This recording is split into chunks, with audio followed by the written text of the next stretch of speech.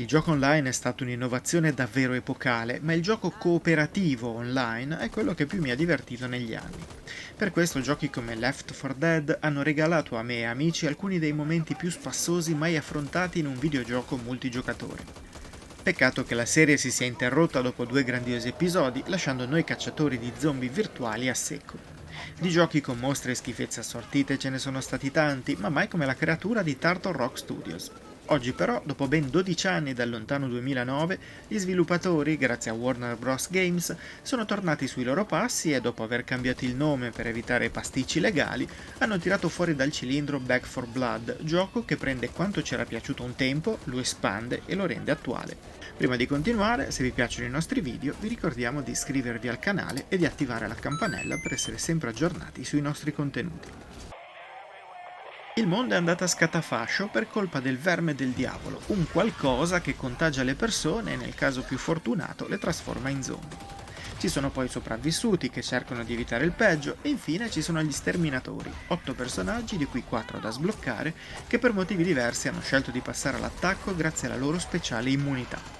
La storia bene o male è questa, portata avanti da dialoghi che approfondiscono un po' la situazione, ma ci lasciano il gusto di scoprire dettagli anche solo osservando location fatiscenti e abbandonate in fretta e furia. A differenza del passato, ora i dialoghi tra i personaggi sono anche doppiati in italiano e anche quando si scambiano battute nel cuore dell'azione è semplice ascoltare le loro storie o semplicemente il loro modo di affrontare l'apocalisse zombie. Il titolo fa un buon lavoro per rendere credibili ed empatici i personaggi, inserendo anche filmati molto adrenalinici che di solito aprono e chiudono uno dei 4 atti presenti. Questi poi non sono schematicamente suddivisi in un numero di stage prefissato, ma offrono un numero variabile di livelli che nel complesso raggiungono le 33 unità, aumentando di parecchio il numero rispetto al passato.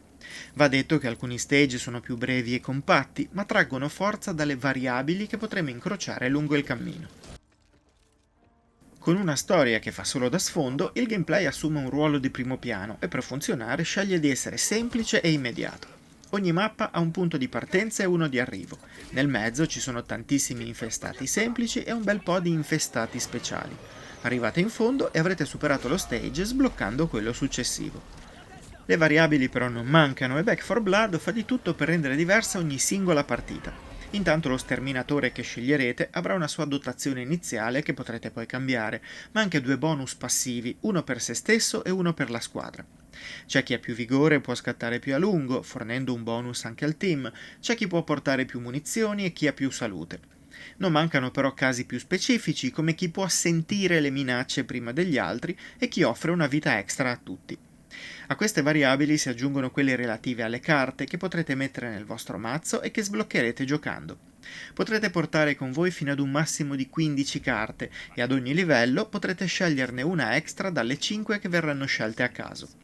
La prima sarà poi quella che attiverete immediatamente e quindi mettere per esempio quella che trasforma il pugno corpo a corpo in un coltello o quella che aumenta contemporaneamente diverse caratteristiche possono essere tutte buone idee. Il numero totale delle carte è di 156, quindi diventa facile capire quanto la personalizzazione del proprio personaggio sia ampia.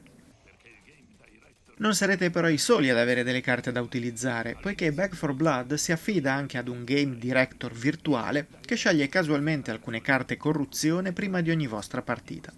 Potrebbe inserire sfide da superare, piazzando una boss fight all'interno dello stage, così come potrebbe far calare la nebbia nell'area. Oppure potrebbe disseminare l'area di corvi che, se vi avvicinate troppo o se sparate loro, volano via e fanno immediatamente scattare un'orda.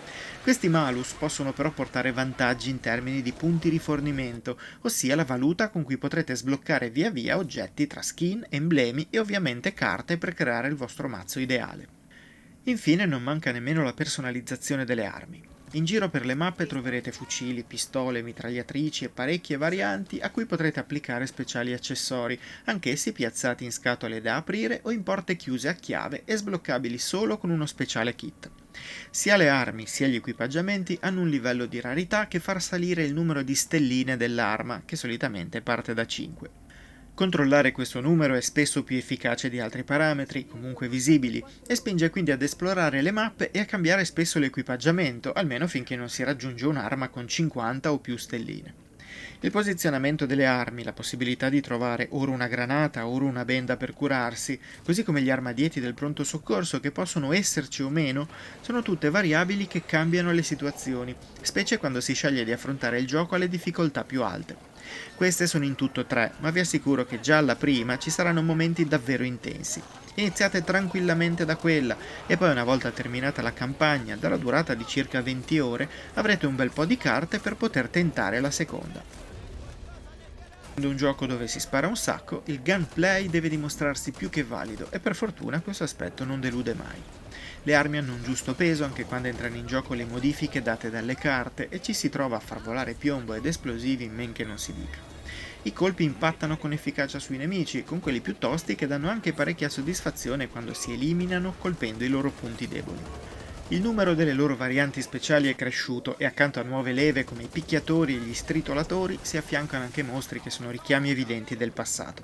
Va poi detto che le situazioni in cui ci imbatteremo sono anche piuttosto varie, come quella in cui bisogna difendere un jukebox che fa da diversivo suonando musiche famose, quella in cui bisogna trovare e distruggere degli schifosissimi nidi e semplicemente salvare superstiti catturati e imbozzolati. I movimenti sono reattivi e tutto funziona al meglio, soprattutto se starete giocando con amici. Back 4 Blood funziona a pieni giri solo quando giocherete con persone che conoscete, visto che il gioco in singolo con i bot è possibile ma non offre ricompense da sbloccare. Le carte le avrete già tutte dall'inizio. Scegliendo di giocare online con sconosciuti, anche se i bot potrebbero comparire per riempire una squadra in attesa di ulteriori giocatori, potrete ottenere i punti rifornimento per gli sbloccabili, ma non è raro vedere gente che va a zonzo da sola, morendo poi malissimo, o che si allontana dalla console senza scollegarsi, lasciandovi in ogni caso con la squadra ridotta numericamente. Piccola nota finale per la modalità sciame, l'unica alternativa PvP del gioco che mette 4 giocatori nei panni degli sterminatori e 4 giocatori nei panni di infestati speciali. Non siamo di fronte alla campagna mista che avevamo giocato in Left 4 Dead, ma avremo solo alcuni round da giocare in parti di mappa in cui vince chi resiste più a lungo. Carina, ma da considerare solo come semplice diversivo dalla campagna co-op.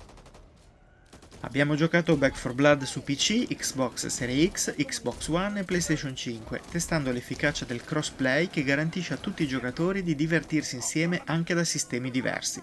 Inoltre abbiamo constatato che su tutti gli hardware il gioco scorre fluido e senza intoppi. Ovviamente su Xbox One il frame rate scende a 30 fps, ma anche su un PC con una scheda grafica modesta come una RTX 2060 si riusciva a conciliare una buona risoluzione Full HD con un frame rate ancorato a 60 fps, granitici anche sulle console di nuova generazione. L'ambiente è piuttosto statico ai nostri colpi e talvolta si vede qualche nemico di grosse dimensioni coinvolto in glitch con lo scenario, ma l'occhio, specie quando arrivano le temute orde, avrà altro a cui pensare. In generale sia i nemici, sia i personaggi, sia gli ambienti sono curati e dimostrano la qualità di un gioco fatto per divertire in compagnia. Tutta la parte audio è molto valida, con armi che suonano in modo diverso, ma soprattutto con i rumori ambientali che possono farvi scovare un nemico in agguato o un sopravvissuto da salvare. Notevoli anche le musiche rock e metal che sanno mettere il giusto pepe alle situazioni più movimentate. Il doppiaggio è presente anche in italiano ed è consigliabile attivarlo dalle opzioni per seguire meglio quello che raccontano i personaggi. I professionisti coinvolti tra l'altro prestano le loro voci in modo convincente e spesso, grazie alle battute che pronunciano, riescono anche a strappare un sorriso. Se aspettavate un gioco cooperativo con cui farvi 4 risate mentre in game succede il finimondo, Back 4 Blood sarà il vostro gioco dell'anno.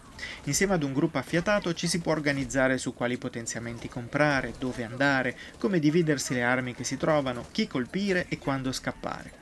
Giocare così lo rende uno dei titoli più ingaggianti e divertenti dell'anno, al pari di It Takes Two in ambito cooperativo, ma più rigiocabile per via delle tantissime variabili che saltano fuori di partita in partita. Giocato da soli o comunque online con sconosciuti perde molto del suo fascino perché anche collaborando non nascono quelle storie tanto sceme quanto memorabili che si possono vivere solo con amici. La buona notizia è che il gioco è disponibile senza costi aggiuntivi per tutti gli abbonati al Game Pass, facilitando l'incontro dei giocatori Xbox e PC. Comunque anche il crossplay fa un grandissimo lavoro di aggregazione e non è mai stato facile come oggi trovarsi con qualche amico online per affrontare l'apocalisse zombie più spassosa del decennio. La gente. Oh no, no, chi è che... No, quello là! Ragazzi. Oh no! Brutta questa. No, anch'io! Bruttissima questa. Io sono finito diretto! Neanche mi sono aggrappato, no. io sono finito diretto. Ho visto Max, uno! Porca Uno di che quella scendeva giù, aspetta, arrivo. palettaccia. Dove sei? No! Max, no! Che c'ho... Ma cos'è sta È storia? un attimo Ok, che allora, che allora, c'ho... allora, che c'ho il piano è quello questo. grosso Tu enorme, corri, un urli attimo. e non muori.